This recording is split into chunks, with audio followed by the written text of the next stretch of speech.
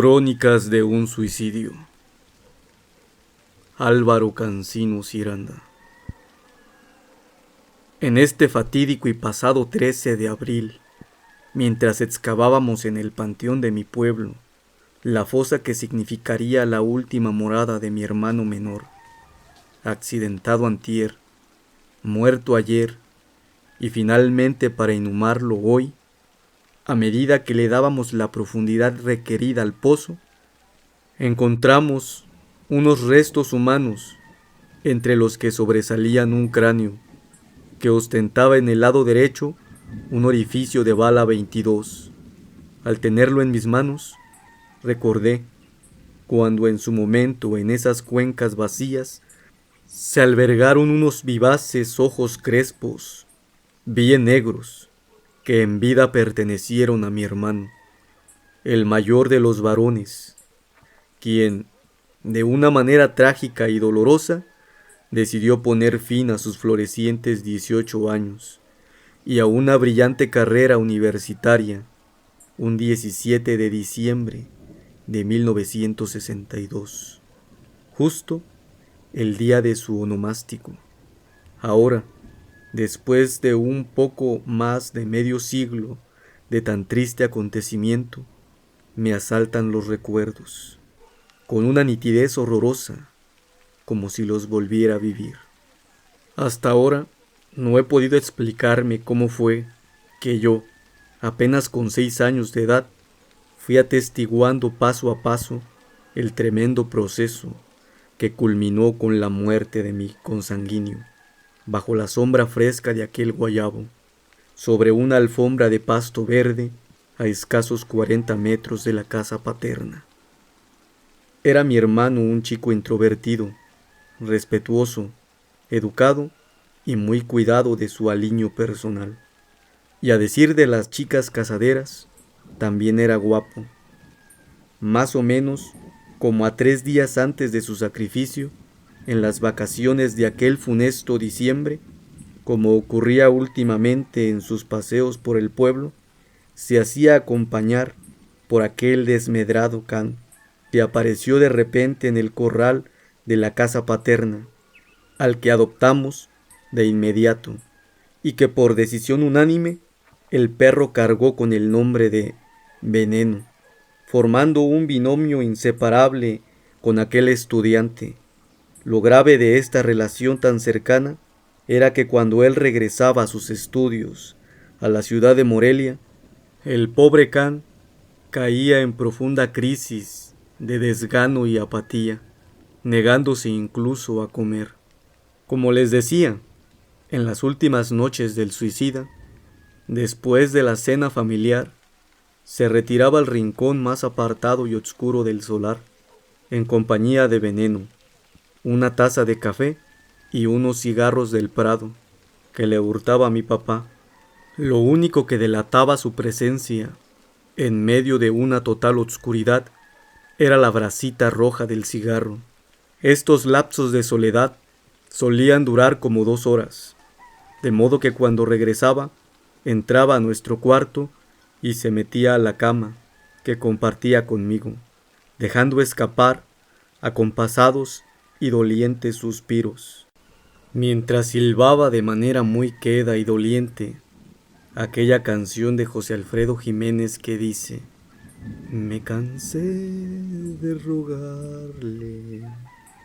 Lo que nunca logré comprender, porque aparte de mí, nadie se daba cuenta de su estado de ánimo, incluso ni mi madre, cuyo corazón siempre está a la expectativa con relación a los cambios de ánimo de sus retoños.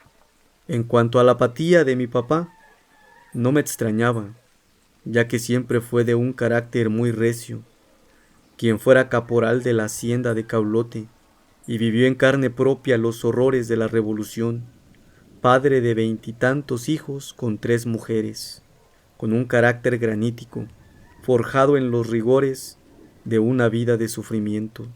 Él mismo sufrió los desmanes del nefasto bandolero José Inés Chávez. Para mi papá no existía la palabra no se puede. No había para él una bestia o una res que no fuera domesticable, así fuera el animal más bronco del mundo, aunque cargara en su testa un par de astas como puñales asesinos. Para él, un signo de debilidad o miedo en un varón eran signos de mariconería, y en un hijo suyo, qué esperanza salirle con eso, tan respetable y admirado por propios y extraños.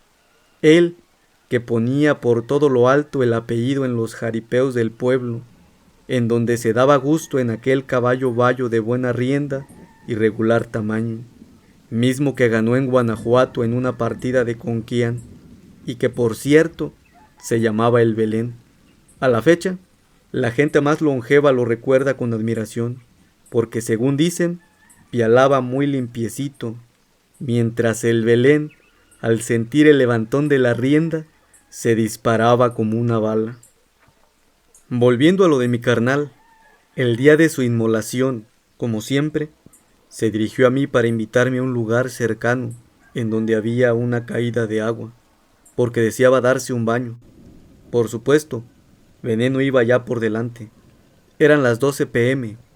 A medida que se preparaba para el baño, notaba en él la mirada perdida, como si la tuviera fija en una recóndita imagen, y silbando siempre la misma canción.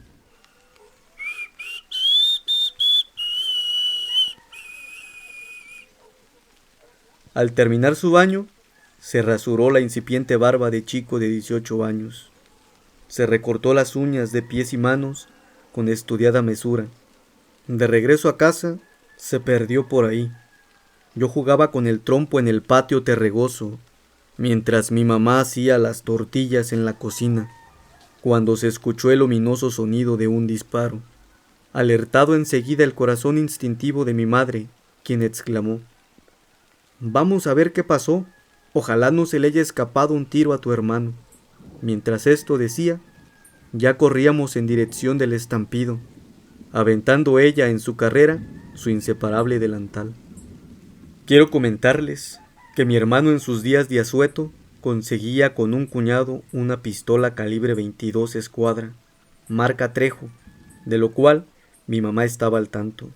Nuestra carrera terminó ante un cuadro de horror que significaba ver a mi hermano inerte bajo la sombra de aquel guayabo, sobre el pasto verde que abonó con su sangre, la cual todavía le fluía por un orificio en su sien derecha.